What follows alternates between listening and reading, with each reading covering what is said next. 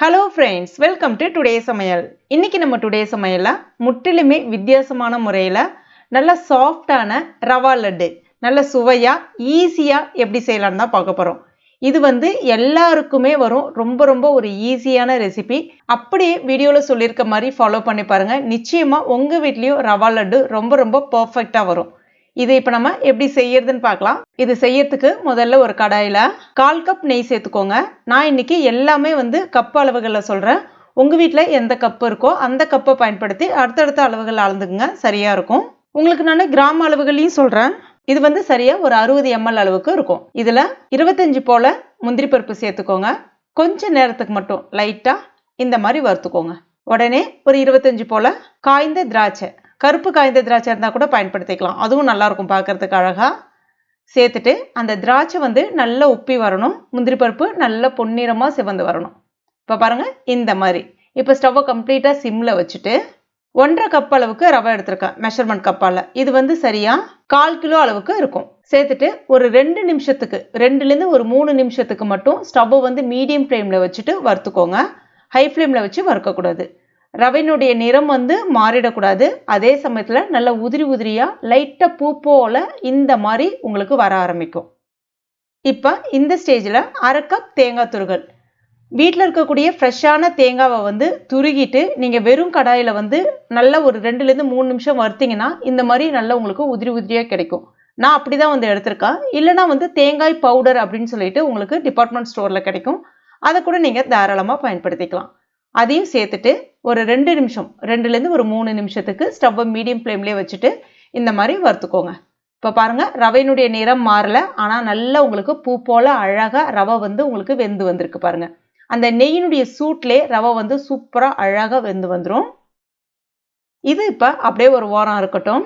அடுத்ததான் ஒரு பேனில் 1 கப் அளவுக்கு சர்க்கரை சேர்த்துக்கோங்க.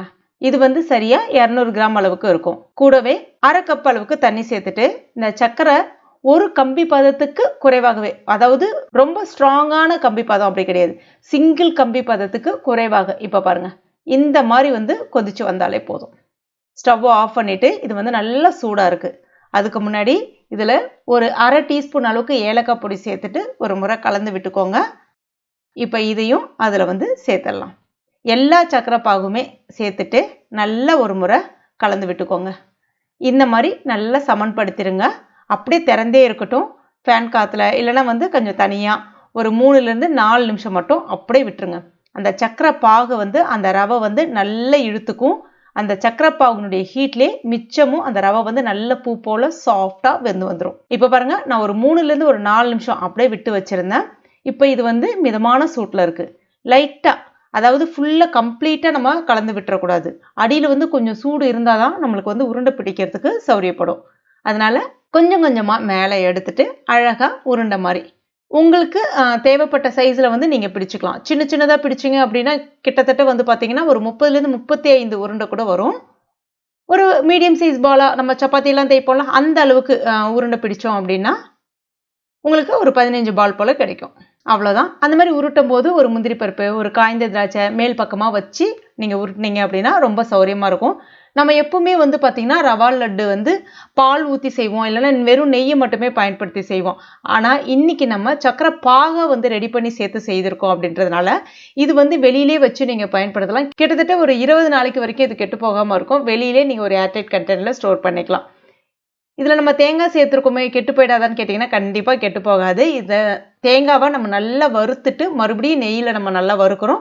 ஸோ உங்களுக்கு தேங்காயினுடைய ஃப்ளேவர் நல்லாயிருக்கும், அதே சமயத்தில் கெட்டு போகாது. இப்போ உங்களுக்கு நான் உடச்சி காமிக்கிறேன் பாருங்க, எவ்வளோ சாஃப்டாக கல் மாதிரி இல்லாமல் எவ்வளோ சாஃப்டாக உடையுது பாருங்கள். இது நீங்கள் ஒரு நாள் அப்படியே விட்டுட்டு மறுநாள் சாப்பிட்டீங்கன்னா அந்த ரவா லட்டு அந்த சக்கரை பாகை நல்லா உறிஞ்சி அவ்வளோ டேஸ்டியாக இருக்கும். கண்டிப்பாக இந்த மெத்தடில் உங்கள் வீட்டில் ட்ரை பண்ணி பாருங்கள். அன்னைக்கு சாப்பிட்றத விட அதுக்கப்புறம் மறுநாள் சாப்பிடும்போது இன்னும் நல்ல டேஸ்ட் செம்மையாக இருக்கும். கண்டிப்பாக ட்ரை பண்ணி பார்த்துட்டு மறக்காமல் எனக்கு கமெண்ட் பண்ணுங்கள். இந்த வீடியோ உங்களுக்கு பிடிச்சிருந்ததுன்னா லைக் பண்ணுங்கள். உங்கள் நண்பர்கள் மற்றும் ஃபேமிலி மெம்பர்ஸ்க்கு மறக்காமல் ஷேர் பண்ணுங்கள். மேலும் இது போன்ற டேஸ்டி ரெசிபிகளுக்கு நம்ம டுடே சமையல் இது வரைக்கும் நீங்கள் சப்ஸ்கிரைப் பண்ணலன்னா உடனே சப்ஸ்கிரைப் பண்ணிங்க. கூடவே மறக்காமல் அந்த பெல் நோட்டிஃபிகேஷன் சிம்பிளி ப்ரெஸ் பண்ணுங்கள். தேங்க்யூ.